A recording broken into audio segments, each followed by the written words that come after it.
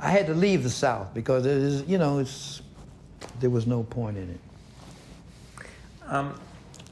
What was the relationship between the Southern Negro Youth Congress and the party?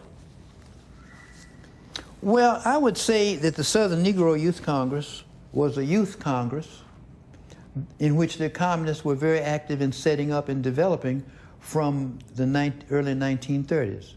But obviously they had their own membership and their own officers.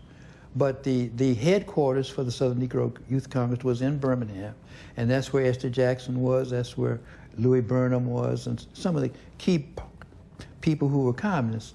But the party was a supporter of that, obviously, and but you know, it was not a communist organization.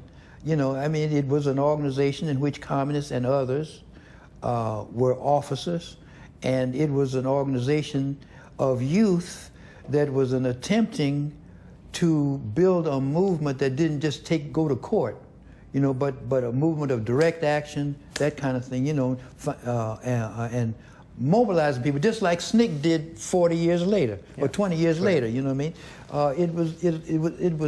It was a youth movement, and the communists were active in it, but there were many people, obviously, that were not communists, because the problems they were dealing with were the problems of segregation in education, and how do you mobilize Southern black and white youth to resist segregation, to give some public representation to the fact that there was a generation that didn't like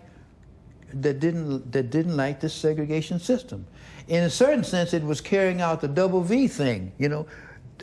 Among the youth, the double V was to join SNYC or other NAACP youth, and because we had gone into World War II with an idea of victory against fascism abroad, but victory against racism at home.